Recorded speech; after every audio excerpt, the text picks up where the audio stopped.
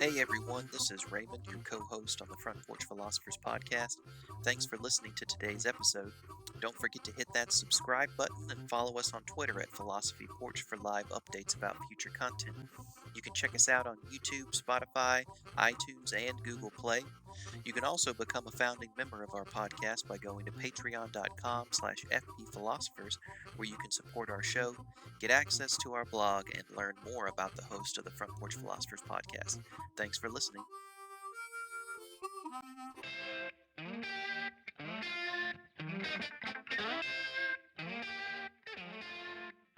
Welcome back to the Front Porch Philosophers podcast. I'm your host, Thomas Jared Farmer, joined as always by my co-host, Michael Granato.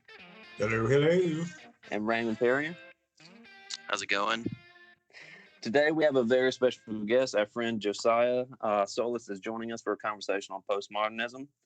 Josiah holds an MA in theology from Fuller Seminary and is a PhD student in philosophy of religion at Claremont Graduate University here in Claremont, California. He's also a teaching fellow at Pomona College, focusing on contemporary continental Jewish philosophy, and is currently an adjunct professor of religion at California Lutheran University. Very glad to have you with us, Josiah. Hey, it's great to be here. All right, so I think we'll just go ahead and start this conversation by asking a general question. What exactly is postmodernism, and who are some of its major thinkers, and why really should anyone care? Good question. So I think it's actually helpful when we think of postmodernism or hear that word. It's probably most helpful to think of modernism itself, right? And the idea of the modern, of modernity, right? If theoretically postmodernism is something post-modernity, we need a proper understanding, I think, of what modernity itself actually is. So when people think of modernity, right, it's usually I'm talking theoretically here. It's sort of modernity is something that was theorized by thinkers like Weber and Marx and many others that sort of historically periodized a period sort of following the Middle Ages or feudalism, right, and then leading sort of through really the 20th century. And so through modernity, right, we get these sort of grand visions of what the world can be and of what individuals can be in the world, right? So we get sort of we have the Enlightenment that emerges, and we have things like subjectivity and like philosophy sort of comes into its own, and we have massive innovation in the world, right? So the construction of modernity is something quite profound and all-encompassing to really the entire globe, but of course in the West in particular. But it really was around the mid sort of post-World War II, right? So sort of mid to late 20th century that this idea of the postmodern sort of really comes into fruition, right? And so postmodern, this word starts to show up in a few different places. I think the word originally was used to describe certain forms of architecture and even poetry. But the way it really doesn't come into its own as we think of it today, really until the sort of French school of continental philosophy comes about. And again, I'm giving a pretty broad sweeping overview here, so we can talk about anything in particular that you want. But within this move of the French school, it really, postmodernism is sort of like the sexy word people use to draw a crowd, but it really sort of develops as what's more technically known as post-structuralism, I think, right? And post-structuralism is a very, very particular response to structuralism, obviously. And again, we can talk about all those things there within it. But this really begins as a reframing of how we understand language. And the way it reframes language is then it reorients the way that humans interact with each other, and then the way we conceive of the world as a whole. And so postmodernity is something that really was quite impactful in the 60s, into the 70s, 80s, 90s. It sort of arrived in America with a figure named Jacques Derrida, I think when he first arrived to America in the 70s, and it really wasn't received that well. And it has a whole reputation for being, a lot of the thinkers, they speak very verbose, and they're very, it's traditional of any continental thinker to sort of write in a way that's very, very difficult and very dense. But part of that is because they're doing something with language, I think. That I think is quite profound and quite important. And it's what I think is fascinating with this postmodern discussion is I think there is an idea that postmodernism was sort of fading away until quite recently, in the past few years, in the sort of Trump era, where all of a sudden we're seeing postmodernism blamed for all sorts of things, and things like post-truth and fake news, the idea of truth getting abandoned. Right, these are all things that I've seen in New York Times op-eds that have blamed postmodernism for things like Trump. So it's still a very live question, I think, of what postmodernism actually is, what postmodernity is. Are we living in a postmodern age? If so, what is that age? Are these good ideas? And so some of the main figures I already mentioned, Jacques Derrida. It's a lot of the French school. Michel Foucault was one of the early figures that I think really first was sort of characterized with this. Lyotard, and then there's different frames of school within like Gilles Deleuze.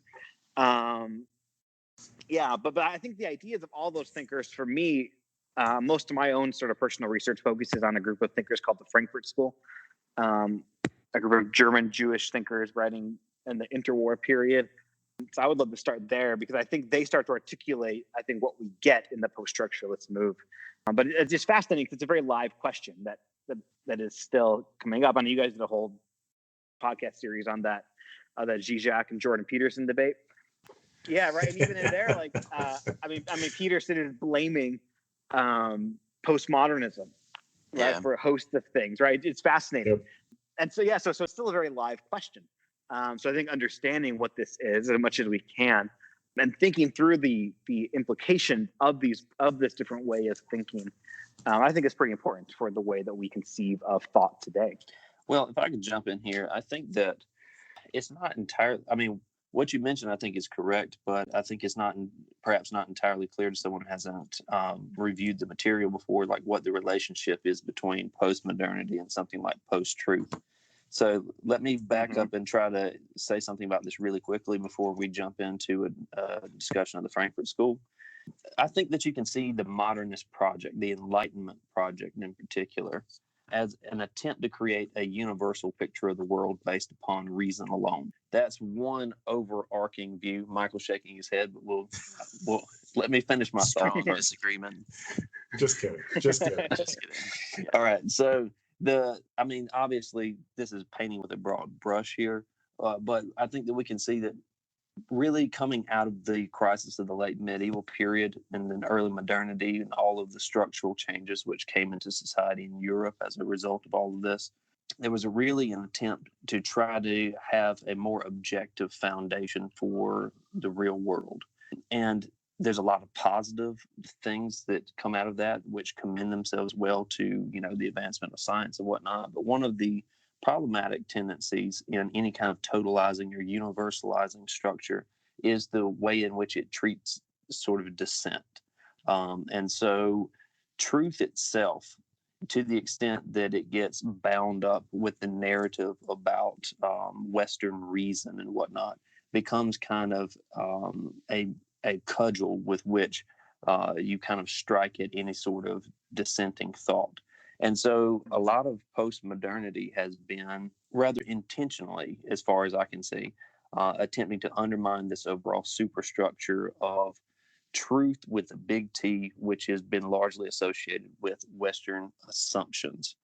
And so when we talk about living in a post-truth moment and postmodern thinkers as undermining truth, I don't see them so much as trying to undermine something like facticity necessarily. What I see them going after is this structure which has been put in place since the 15th century, really, about what is right and correct, who gets to decide, and then all of the power dynamics involved in who gets to decide what truth is. And so in critiquing this notion of a singular truth, what they're mostly critiquing is a lot of the power structures about how these things come into play. But how this is often read from people who are less well versed in the history of this particular school of thought is that these people are attempting to undermine truth as such, and therefore they can be blamed when we get into the so-called post-truth moment, where people have basically decided whatever I want to be the case is just the case, and then I can go online and find someone to validate my opinion, and that's just as good as disinterested truth. I just need something to verify my feelings on a matter. So yeah, I don't so much see in contemporary postmodern thinkers a cause for the present moment as people that are diagnosing some conditions of the fracturing of this narrative. Does that seem fair? Yeah, no, for sure. And we can talk about any specific thing you want within that. I want to be clear. I don't want to blame postmodernism for like Trump or for any sort of stupid thing like that. But Are you sure? It'll be a really interesting podcast. Could just throw that out there. So what I think though a lot of these postmodern thinkers are doing, I think it's important to be clear that at least on my reading, initially what these guys do is there are mostly guys. We should be clear about that in the early phase, but I think that they're being descriptive and not prescriptive. So I see them offering a diagnosis of here is how the world actually is, right? Not saying it's how it should be, right? And so I think what gets lost in a lot of contemporary discussions is that there is this idea that these guys, they got rid of truth. And we can talk about the function of truth in postmodernism, but it's like, no, I don't think they did much actually, as much as they did expose what they would call the underlying structures of how the modern mind functions. So the post is an interesting modifier in front of modern because we're really not post anything. It's more of a thorough description of what modernism actually is and what modernity produced. Can I ask a question real quick to sort of frame this discussion? Because I've really appreciate what you've said so far. I think it's been very clear. What I want to ask, and by the way, Josiah, I know we haven't really met, and I kind of serve as the antagonist to Jared and Raymond, but you have my utmost respect. They don't. So just so you know. But what I wanted to ask you is, I'm very interested in talking about postmodernism in a contemporary perspective, but the historian in me is really itching for you to provide some historical context. So could we start with the Frankfurt School and you kind of give us a narrative about kind of how we got here? Does that make sense? Yeah, sure. I'll do my best. I'm not a historian. I really am much more of a theorist, I think, at heart. But I will give some history as I see it here. So again, so most of when people think of postmodern theory, they often associate it with the sort of French school of thought, starting with these guys like Lyotard and Derrida that emerge in the 60s and 70s. But for me, I think really this move towards this direction of thought really emerges with this group of thinkers called the Frankfurt School. And the Frankfurt School is a group of philosophers that really were they emerged sort of post World War I in Frankfurt, obviously, and it really was this attempt to sort of bring together Marxist and Marxism, psychoanalysis. These things were sort of seen as enemies in some ways. They wanted to bring those together with a mix of philosophy, theology, religion, sociology, right? They wanted to sort of, what's it mean to think the world, right? Using all of these various forms of thought that modernity has produced. But of course, this small event called World War II happened during this time. We'll talk about that in a second because it's hard to overstate how important that was for these group of thinkers. And so out of this, World War II starts to happen. Many of these, they're all German for the most part, and they're all Jewish also. So it was actually fascinating. A lot of their work started by doing, some of the big thinkers, by the way, are Theodor Adorno, Max Horkheimer, Herbert Marcuse.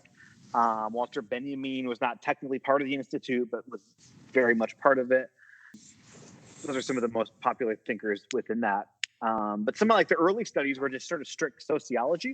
So there's actually a fascinating study they did like early on before Hitler took power, where they could sort of identify anti-Semitism sort of creeping in lots of ways of society. And they did the study of just German workers, basically asking, "Hey, what would you protect Jews if something was to go wrong here?" And the results were basically no. And so like there was this idea that we have to probably get out of here as soon as we can. So a lot of them actually were exiled here to America. Theodor Adorno and Max Horkheimer in particular. And their most famous book is that they co-authored together, Adorno and Horkheimer. It's called The Dialectic of Enlightenment. And what's interesting about this book is it was written, they wrote it before they were fully aware of the emergence of the death camps. So, they weren't even fully aware of how bad things had gotten, but the book is already a pretty damning indictment of the way that the Enlightenment had worked, right? And so the dialectic of Enlightenment is this process sort of whereby reason, we are, as people who think, the Enlightenment produced individuals. You can now think on your own as a subject, and you have the ability to reason, but that reason turned into its opposite. And instead of modernity promising liberation, that liberation was turned in on itself and became a mass just further forms of oppression and domination. So the Enlightenment, instead of simply producing free mankind, turned in on itself and produced some of the most forms of unfree mankind. But even following the emergence of that book, their writings became much more pessimistic, even because obviously they discovered the emergence of the death camps. And here's really the underlying factor, I think, that they're getting at. And here's why I'm interested in these group of thinkers in particular, because they're one of the first group of philosophers to really offer a reading of what the hell just happened after World War II. We're now here in towards the end of 20th century, and things have got really bad. So while the construction of modernity obviously produced wild innovation and amazing forms of thought, the construction of modernity also produced just untold suffering and misery, right, for millions and millions of people, wreaking havoc all over the globe. I mean, I think it is hard for us to have a historical sort of idea of what this is even like, but right, we're here in the mid 20th century, and it's the bloodiest century known to mankind, right? And we're here sort of at peak Enlightenment.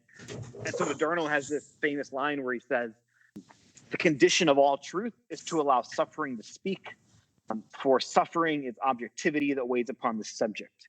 So for him, there's nothing more objective, right, than bombs falling from the sky. There's nothing more objective than a gas chamber, right? This is just pure suffering producing just untold misery for millions of people around the globe.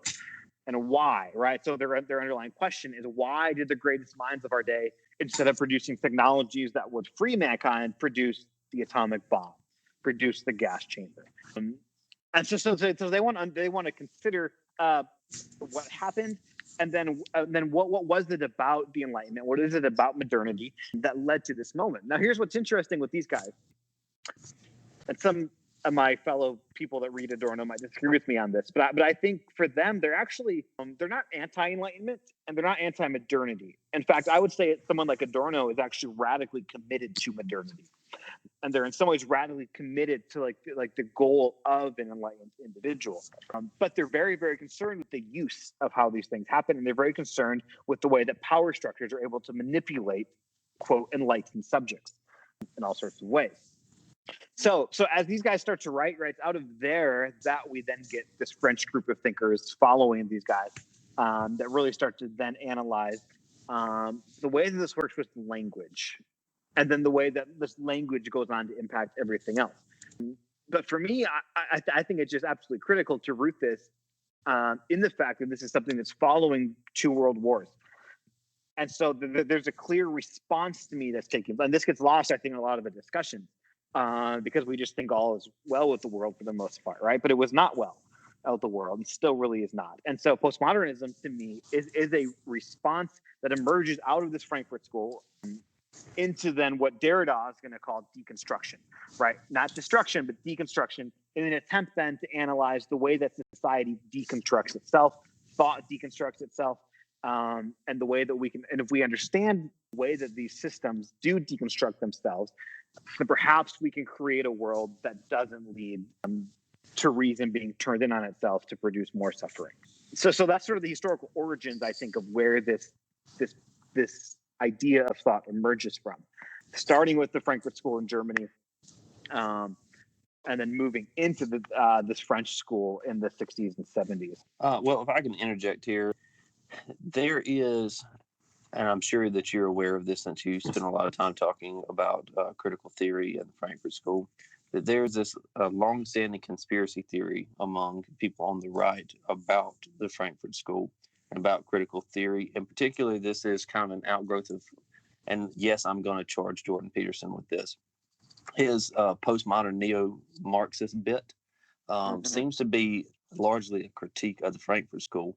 But to my mind, this has a lot of consonance with the old Nazi propaganda conspiracy theory about cultural Bolshevism. So why do you think so many people see the Frankfurt School as somehow trying to imbue society with a cultural Marxism? Because this is the odd thing to me. So the part of the charge is that these people realized that the project of Marxism in the 20th century, like state Marxism, which is associated with like Stalin, it went the way of the dinosaurs. It didn't work out. So part of the charge is people in critical theory have said, okay, well, politics is downstream from culture. So what we need to do is imbue culture with Marxist ideas. And if we can do that in the context of a university, for example, then within a generation, then the politics of Marxism will come back. Why do you think that that's associated so strongly with people like Adorno? I mean, part of it is people just don't read, unfortunately, and haven't been Fair enough. so much of this, I was going to charge Peterson with that earlier. Not reading? Yeah. Not reading. I mean, someone like Zizek pointed this out in that debate, right? Where someone like I don't really know Jordan Peterson's work, but I see him talk about the postmodern Marxists in the university, which of course anyone that knows anything about postmodernism or Marxism would know that like those identify within either camps are often enemies of each other. Right. And so you can just assume, okay, he doesn't quite know what he's talking about there. But I think part of the issue, again, this comes back to what I said at the beginning, is this idea of being descriptive versus prescriptive. And I really do think so much of what the early Frankfurt School is doing, and they're describing, they're being descriptive of what's taking place in society and the way that modernity has constructed itself. And for the Frankfurt School in particular, I mean, they're interesting because they do want to reclaim some sort of Marxism. They are Marxist. They're not shy about that term. But they're also not, they don't shy away from the failures of Marxism also within sort of the way it emerged in the 19th, 20th century. They're not shy about that. They're not scared of that issue. But their primary critique is always a critique of capitalism. And it's a huge critique of the way that the Enlightenment sort of naturally sort of developed alongside of capitalism. And so interestingly, like when Adorno was exiled here to America, it was here in LA that he came, and he really, really, really hated Los Angeles. I mean, despised it. There's funny stories, rumors of him. Supposedly he lives in Westwood. And there were stories of them. He'd often be drunk by noon and would be swearing in German as the Hollywood bus would drive by on his front porch. So like he really sounds reasonable. Me too. Yeah. This is the Front Porch Philosophy podcast. That's right. But part of the reason that he really had problems with America is he got here, he's escaping fascist, Germany and the rise of fascism in Europe. But he gets here and he sees the way that Americans sort of live, and they're inundated and captivated by culture. And so he developed this idea called the culture industry, right? Where he's like, look, you guys are one of the most advanced capitalist systems ever made here, but your workers are exhausted. At night, you have to go home and you have to do what? You have to be entertained enough, right? Numb yourself enough so you can just survive, get enough sleep to get up the next morning and do it all again, right? He's like, this is just as fascist in thought as anything I'm seeing in Germany, right? You just aren't being killed by your state for it. But thought-wise, you're still prisoners to the structure, and so they want to use Marxism as a mode. Which that's another thing. I'm sorry, I'm ranting a little bit, but Marx also doesn't. Marx himself, again, is not super prescriptive with how he thinks like communism will actually look like. Right, and that interested in identifying how the revolution is going to look. All of his work is trying to read capitalism on its own terms. And so, the word we use in theory, this is a form of immanent critique, where it's an attempt to critique the issue that you're looking at on its own terms and to read it against itself. And this is what Marx is doing with capitalism. I think this is what the Frankfurt School is doing with capitalism and with culture also. But part of it's just that, Marx offers one of the most forceful critiques of capitalism that still is quite powerful. So of course you're going to have to use that, right? It'd be silly not to. And so I think that's part of the reason why they just can easily be branded as, cultural Marxists. But also that's the Jewish part, right? It's a clear anti-Semitic, skewed whenever someone dismisses people as being cultural Marxists. A lot of times there's a lot of hidden anti-Semitism, or anti-Semitism just below the surface in that charge. Right. So let's talk a little bit about the original charge that we were in, and to get in. I want to know a little bit more about the idea of re-understanding or reimagining language. But I wanted to ask a question because when I talk to my students about when we start moving through epistemology in philosophy classes, and we talk about the early moderns, and then we start bringing in all these other voices like the feminist tradition, the liberation tradition, then the postmodern tradition. Would you say that it is fair to lump postmodernity into the group of people who says that we're not denying the basic sort of epistemological principle of realism, where we mean that there is some sort of independent world that exists apart from the mind that we can then have access to and understand? It's just that we also have to embrace and understand that there is some form of relativism always at work within our thinking. Is that a similar? I mean, that's more analytic in its language than it is postmodern, at least in terms of structuralism, post-structuralism, and the Frankfurt School. But is that, you think that those camps of like American feminist scholars and the liberation thinkers could be kind of lumped into a similar critique, at least in the epistemological sense, the study of truth sense? Yeah, at some level, sure. I don't have a big problem with that. I think the charge of relativism is interesting against these guys. We can talk about why I think that's a false charge. But I think out of this postmodern move, you do get a lot of these other sort of this is now, you mentioned a more of an analytic frame. This is really where the clear divide also happens in the history of philosophy between what we call continental philosophy and analytic philosophy. It's really coming out of this. It comes out of this move of postmodernism, where we get this divide. So anyone that's operating within a continental framework tends to get lumped in nowadays with postmodernism, because this is simply when the divide, I think, happened in the academy. Yeah. And so it's a little bit of a broad sweeping claim, I think, to lump them all into there. But also these thinkers were such a force that in some ways anyone moving after them does have to kind of go through them. So there's always going to be some resonance there. I don't know if I'm fully getting at what your question was.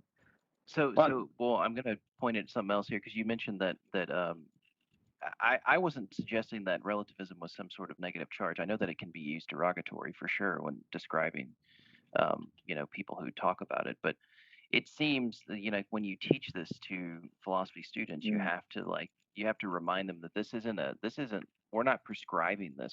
We're saying that this is a description of reality. We may admit that there is this real world that we could potentially have universal knowledge of, but we can also we have to hold that in tension with the reality that the situation of the knower is always going to be relative to themselves and to their context and their position and all of the structures of society, that culture, religion, and things like that fall into that. Is that essentially what they're getting at? And then looking at this from a question of like language games, or is it something different? That's what I'm trying to ask. I think sense? That maybe if you're okay with it, it'd be helpful if I just get into a little bit of the basics of what Derrida does with language here. So, briefly overview of this. It all gets complex. Reading someone like Derrida is. We like to water down and ultimately fail to make complex and simple. So it's great. Well, I'm gonna water this down. Water it down, and perhaps fail epically, but we'll see. So coming out. So Jacques Derrida, probably the most famous French postmodernist thinker, is responding to this form of inquiry called structuralism, and structuralism has its root in a lot of like sort of scientific inquiries also, but Derrida is mostly interested in the way that structuralism thought of language. And so one of the key structuralist thinkers Derrida engages is a guy named Ferdinand de Saussure.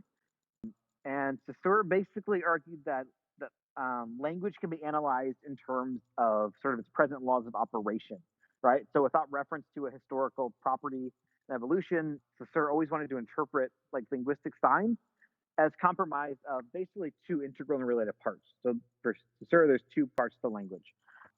There's the sort of acoustic visual component, which is the signifier, and then there's the conceptual component called the signified.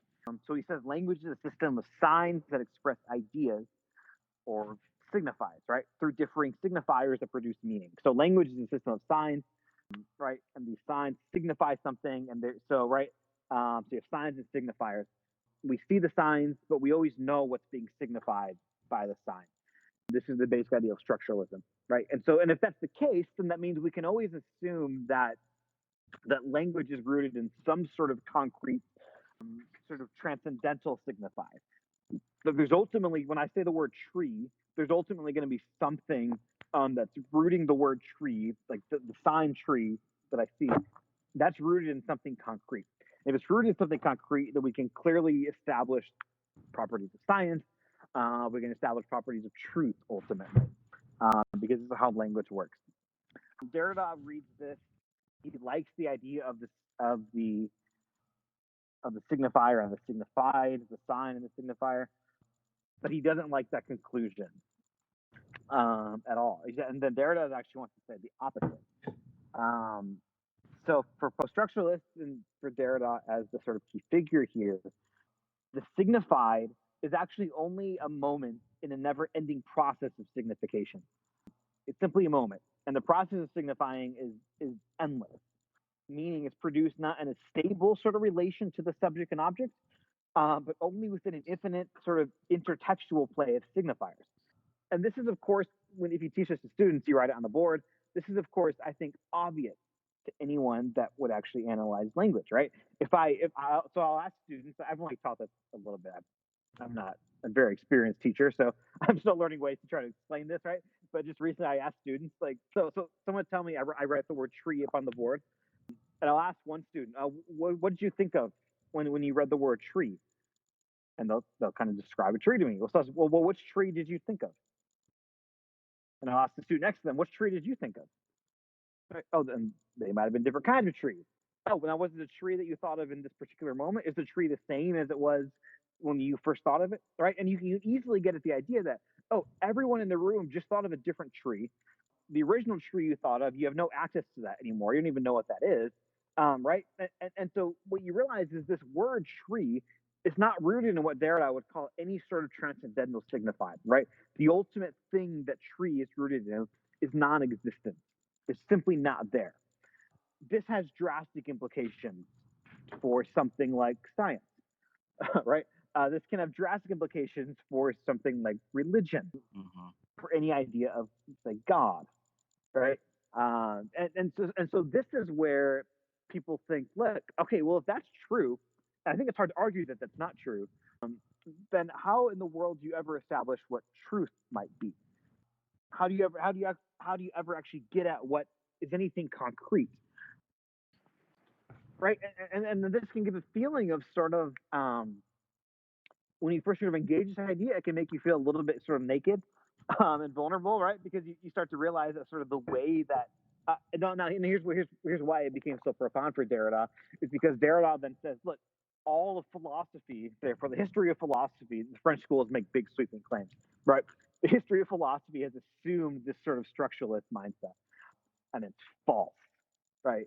Philosophy itself is predicated on this false claim. It's not concrete like we want it to be, and therefore we need to sort of rethink what it might mean to do philosophy, to do theology, even to think religion, to think science, to think anything, in light of the fact that the very language that we use is not rooted in anything concrete.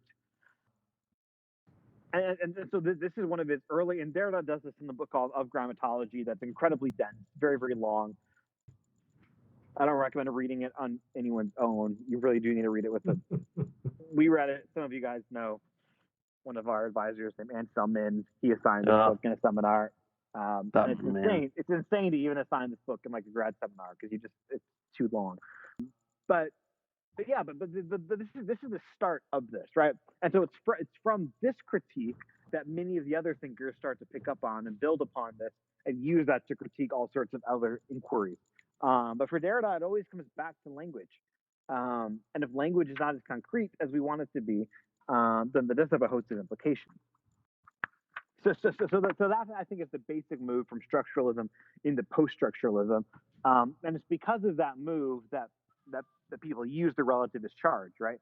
And to say, well, if language isn't rooted in some sort of a transcendental signifies, then that must mean anything can go, and if anything can go, then we live in a post-truth world, right? That's the charge. Yeah, it does seem to, just based off of that description, I would say that it definitely, you'd have to take some time to work out how you could come up with sort of a realist principle, because you would have to subject it to the sign signified question and that whole problem. So let's resign to exist in this sort of futile hopelessness that you just painted out about truth, and I kind of, because I want to just talk about some of the implications of that, and then we'll go from there. And if there's some sort of solution that they provide us with, or if they're just giving us the situation, maybe you have some thoughts about where we go from there. But I want to get to one thing, because I have this ongoing debate with Michael about the possibility of an anti-metaphysical understanding of religion. Oh God, here we go again. I didn't understand what you meant last time. I know, but this is the kind of stuff. So this is like, I mean, Josiah, isn't this admitting to basically be anti-metaphysical? Like there is no meta-reality. Don't drag Josiah into your peculiar little argument. Let's leave out the religion part and just ask the basic question about the anti-metaphysical. Like this. For those who can't see, Michael is hitting himself in the face with a book, just in frustration. With a physics book. Yeah. Well, I mean, it's an interesting question, and I mean, I'll give you an answer. It's something I think about here and there, but it's also something that I think is not as easily answered by any of these thinkers for a couple of reasons. So this is what Derrida actually is going to call, like, this sort of structuralist approach that Derrida is ultimately critiquing is what he calls a metaphysics of presence. And this is what he says, all of philosophy has been based in this.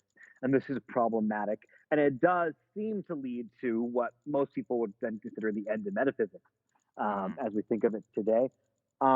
It doesn't end there, though, because you get someone like Gilles Deleuze coming after, and I'm not a Deleuze scholar, so I don't want to open up a can of worms by bringing him up, even because he sort of builds off this in a different way. But Deleuze, who is characterized as a postmodern thinker and one of Derrida's contemporaries, calls himself a pure metaphysician, actually, and just claims that no, we are doing metaphysics. In fact, that's maybe all we can do is metaphysics, if this is actually the way that language comes to work. So the question is not easily resolved. Okay, here's where I'll go though. I talked myself into what I wanted to say next. The problem with metaphysics for a postmodern thinker, for inquiry, is that so there are two primary critiques that postmodernism gets, I think, most famously known for. And I'll show you how this ties into metaphysics, I think, in this. So one of them is Lyotard. Famously defines postmodernity as what he says is an incredulity towards meta-narratives. So Lyotard says postmodernity is that which is against a meta-narrative. And a meta-narrative simply meaning, sort of a narrative, a story, a structure that can sort of unify all of the world, that can say, this is how the world exists, this is how this form of thought exists, right? It's sort of an overarching structure of the world, right? And what is metaphysics if not a meta-narrative, right? If not sort of an ultimate attempt sort of to establish the way that the world actually exists. So postmodernity is in some ways immune to, or not immune, but antagonistic towards the idea of the meta-narrative. Now, of course, the common charge is, well, isn't postmodernity itself a meta-narrative? People think they're cute when they say that, but then there's something to it, right? You're like, okay, there is. I see what you mean. But so that's the charge, right? And so metaphysics is in some ways something of a meta narrative in and of itself. And postmodernity, as defined by Lyotard, is that which is has an incredulity towards meta narrative. And now it's this critique of meta narratives that where the relativist charge comes in. Also, people say, well, if you're against any sort of overarching theme, any sort of overarching structure to the world, then there's no truth anymore. And all you're left with then, people would say, and people like Peterson says this, is all you're left then is pure subjectivity, right? And this is the common charge, is that when you get rid of this, if there's no concrete truth like that, all there is subjectivity. And I get so frustrated when I hear people say that because they miss out on the second largest critique I think that the postmodern thinkers bring. That postmodernity is known for, which is what Derrida calls the death of the subject. Yeah. So right. So for Derrida and these thinkers, Foucault brings this up probably first actually, is they would say, yeah, meta narratives probably bad. They lead to all sorts of things. But that doesn't leave you with just a subject, because what they would say is no, but the largest meta narrative we have in the Enlightenment is that of the subject, right? It's the idea that you as a subject actually exist, that you as a subject have full access to truth, that you as a subject have unlimited access to reality, right? And they would say that no, that's the largest meta narrative that we actually want to deconstruct and completely get rid of. Because it's that meta narrative, they would say, that leads to this untold suffering of just victimization and totalizing truth. So you lose the meta narrative and you lose the subject in it. So that's why I always want to bring up when people bring this charge of relativity and you're left with subjectivity. I'm like, no, like these guys want to get rid of the subject. It's deeply problematic for them to have any sort of like free, isolated subject here. But all of that, I think, yeah, it's naturally going to have a pretty big impact on something like metaphysics in a huge way. Right? I don't think you can. Yeah. I mean, for me, a lot of theologians that continue to engage metaphysics in this type of way just have to ignore a lot of these guys. Yeah, I mean, they do. The subject is one of the most fundamental metaphysical constructions we've ever developed as human species. So it is funny. It does always strike me when the Peterson types, the postmodern types talk about that, linking relativism to subjectivity completely misses the postmodern way of thought. So it's just it's a great irony to play with, though. So I always love that. Yeah, it's just a good case study in misreading too, or just not reading, right? Like it's an easy charge to make in an undergrad course. But, right. If someone's going to make these large critiques in public, they should probably do the reading a little better, because that's just like such a basic principle of postmodern theory is the death of the subject. So I don't know what where I do was heading we with that. what do we have left then? I mean, what's the move then? Because if we're working within this linguistic project, what are we talking about? Some form of, I mean, does the being critical of narratives or sort of wanting to reject meta narratives is one thing, but are they resigned to just accept that narratives are how we exist? Or do they have some alternative way of approaching human experience? It's not an easy question to answer, and I mean, it's something I'm thinking through on my own. I think constantly as well. There is a sense that Levinas, I haven't mentioned him yet. He's another one of the sort of early thinkers that's a little bit before Derrida, but they engage each other. But Levinas, towards the end of his life, called post-structuralism the ruin of the world.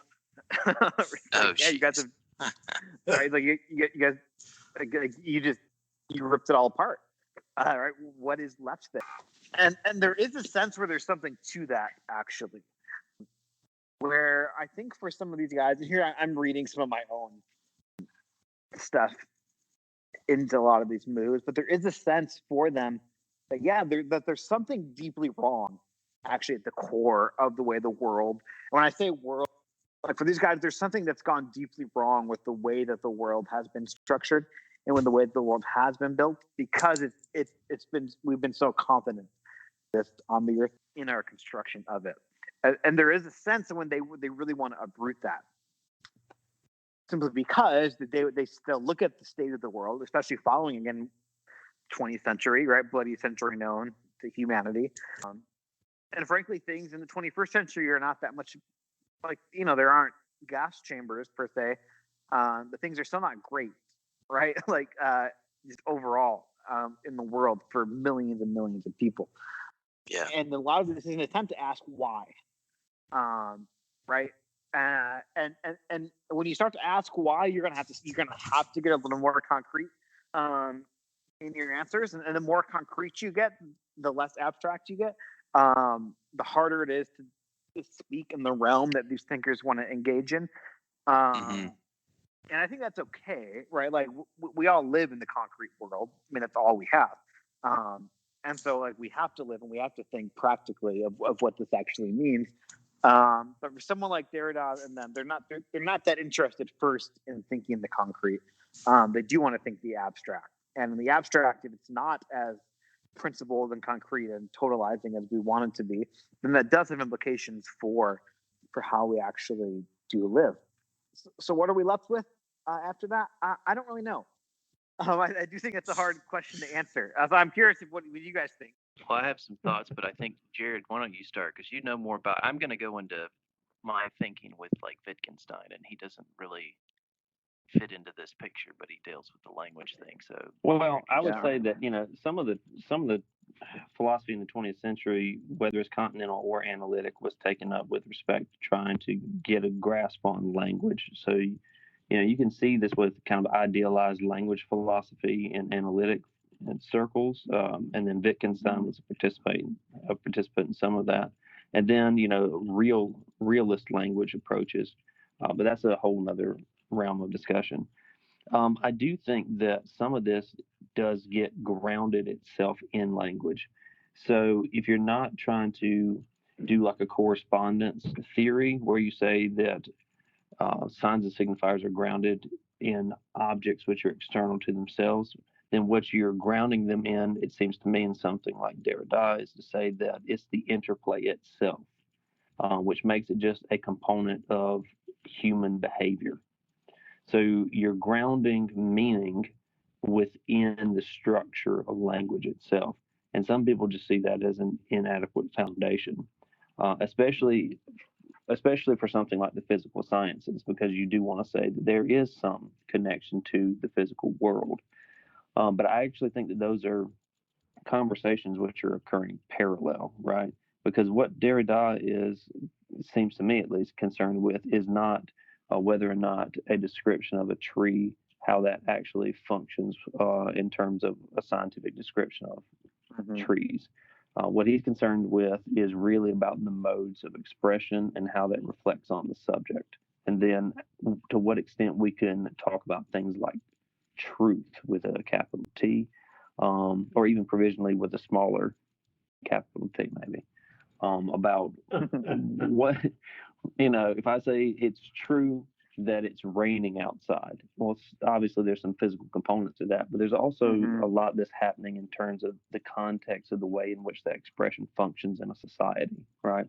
And I feel like these thinkers are much more concerned about the sociological implications of how we make meaning in a society than they are about trying to say something concrete about the external world.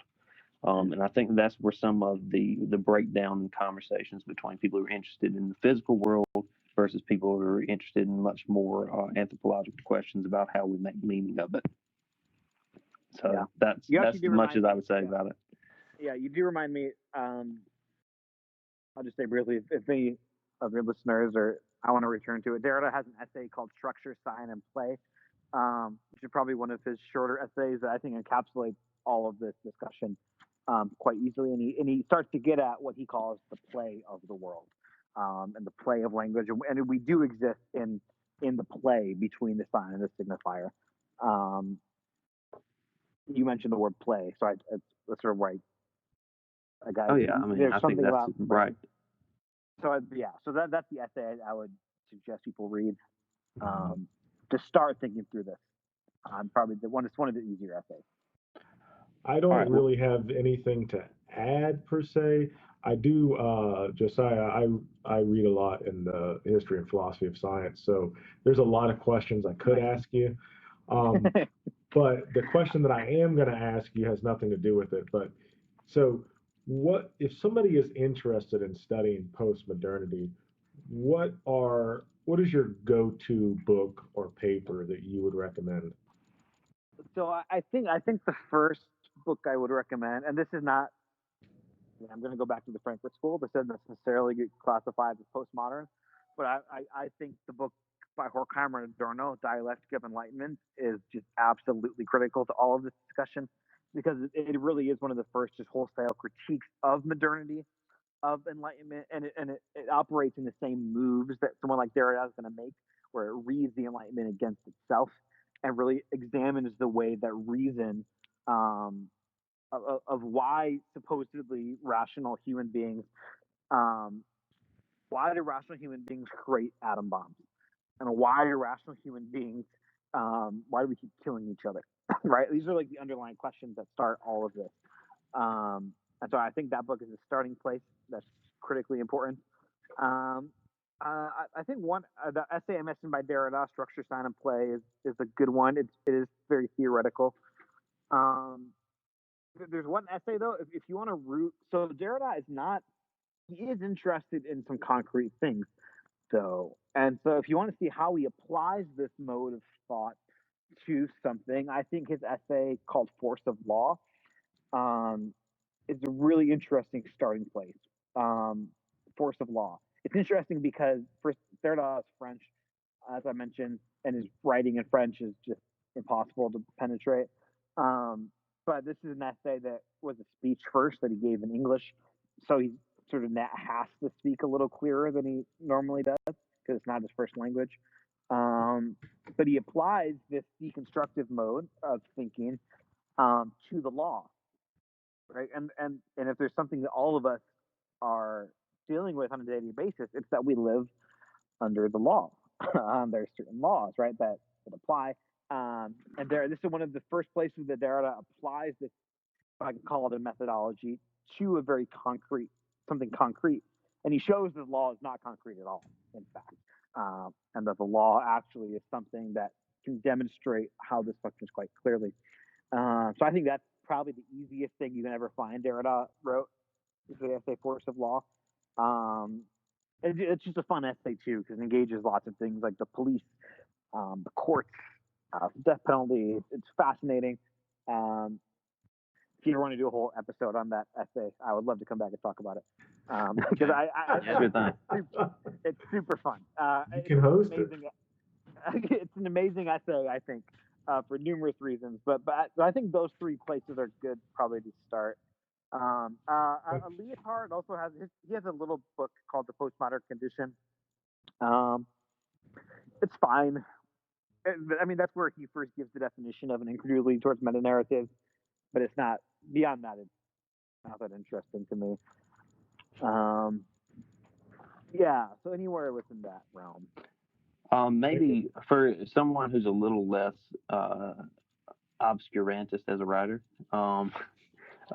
maybe Richard Rorty also would be lumped in there. I mean, he's more of an American pragmatist, but he's certainly in conversation with a lot of postmodern thinkers, and I think that his writing style at least is a bit more approachable than some of these folks.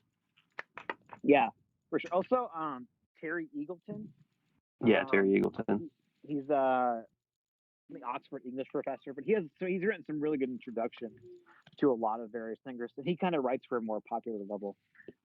Any of his books are probably really good to establish an early introduction to these guys.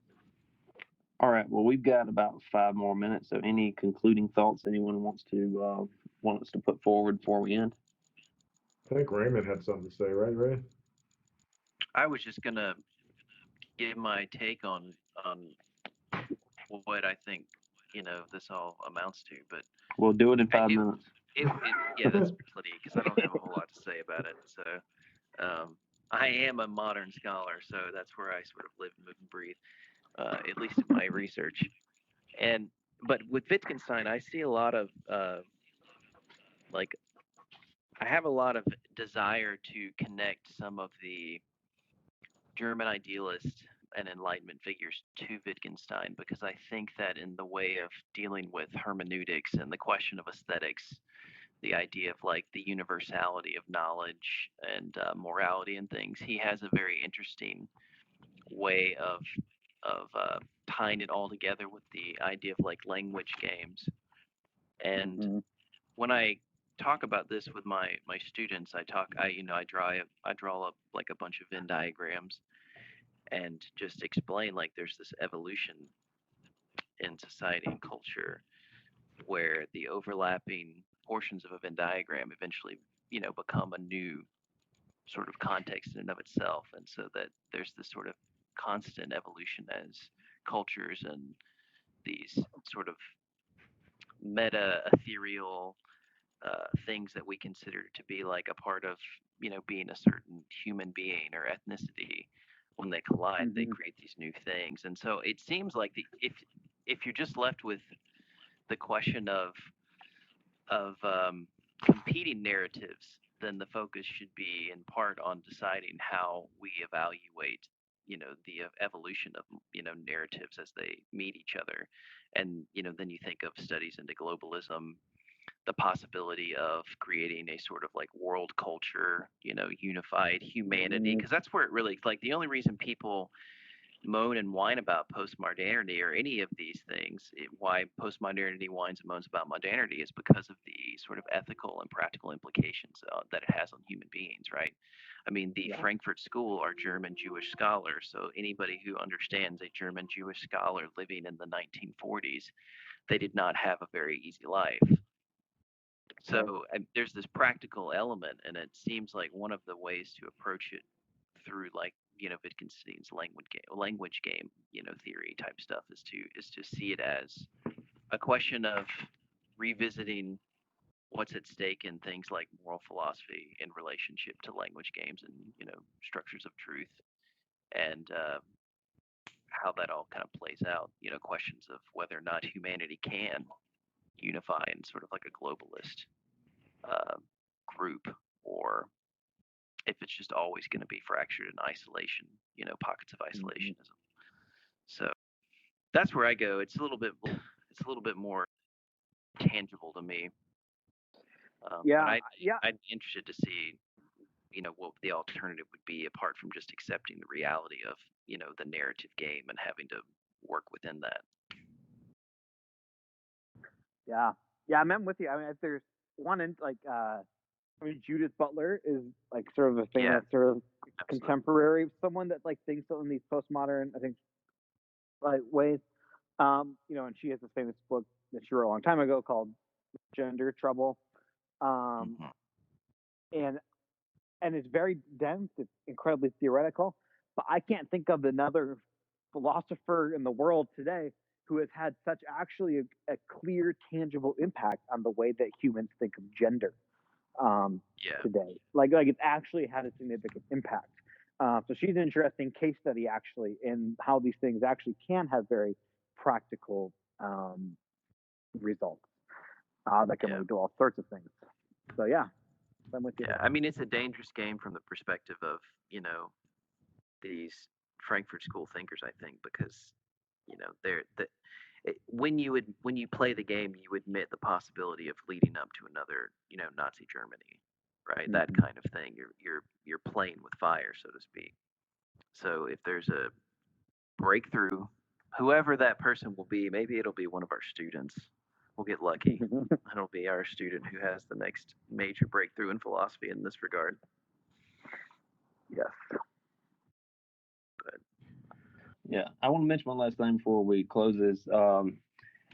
Education After Auschwitz. That's the title, right? oh yeah, Education After Auschwitz should be something that people should read, because Adorno in that work makes it clear that if anything, education should be about preventing something like another Holocaust.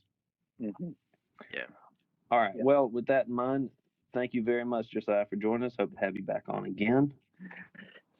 Thanks for having me. I hope any of that made sense. As much as anything we've ever done. So, Yeah. all right. Well, thanks for joining us. See you next time. Thank you, guys. Bye. Appreciate it.